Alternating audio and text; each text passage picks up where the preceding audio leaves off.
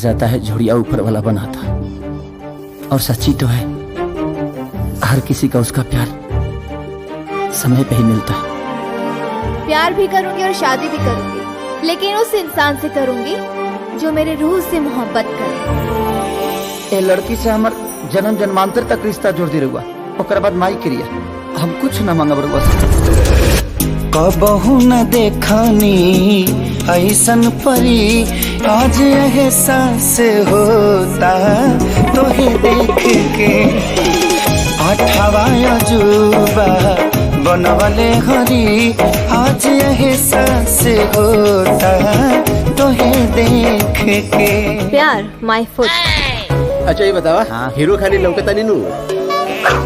देख कॉमेडियन है, इस कॉमेडियन रहो। कौन? अरे हम बोल रहे हैं। अरे हम कौन? हम बोल रहे हैं धीरू भाई अंबानी के बेटा हवा।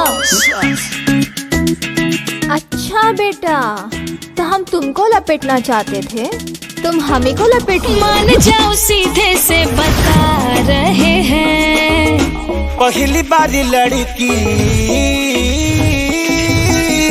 पहली बारी लड़की पटा रहे हैं। अच्छा इसलिए थोड़ा छटपटा रहे हैं। पहले गलती से फोन लग जाई, ओकरा बाद दोस्ती हो जाई, और छोटी सी मुलाकात के बाद उस सब हो जाए जौना के पीछे लड़का लोग हमेशा पागल रहना। हमरा लाश के संग खेलती आऊ। उसको तो मैंने बंदर ना बना डाला ना, तो मैं अपने बाप की बेटी नहीं। हमरा से सिर्फ दोस्ती ही करे के बाना। हाँ, प्यार व्यार के चक्कर में तो नहीं खेलू पड़े के। अगर कहीं हाँ तब। तेरी फिक्र ने नियत खराब कर दिया, जो पी रहा था पानी शराब कर दिया। तुझे पाने को तरसे है जिया जिया जिया, चला दिखा के मुझे, चला दिखा के मुझे पागल किया रे, ना दिया चुम्मा। Dad, I am in love. हाँ, कौन खुश नसीब है जब हमार राजकुमारी के पसंद आ गए। ओकर नाम राजा है। I'm sorry, हम केहू और से प्यार करी। हम तोरा से जब भी बतियोले बनी तो झूठा प्यार के बाद बतियोले बनी। सजना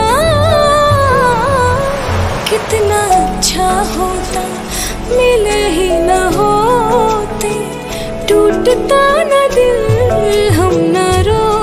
उसके लिए प्यार और मोहब्बत खिलवाड़ है ना। कितना अब मैं उसे दिखाती हूँ कि सच्चा प्यार होता क्या है। टूटता न दिल हम न रो। अब मैं उसे उसकी औकात दिखाऊंगी। मैं दिखाऊंगी उसके और मेरे बीच का अंतर क्या है।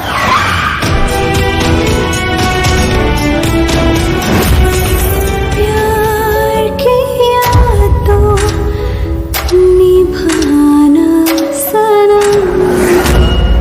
अब तक मैं तुमसे झूठ बोलता आ रहा, मुझे माफ कर देना।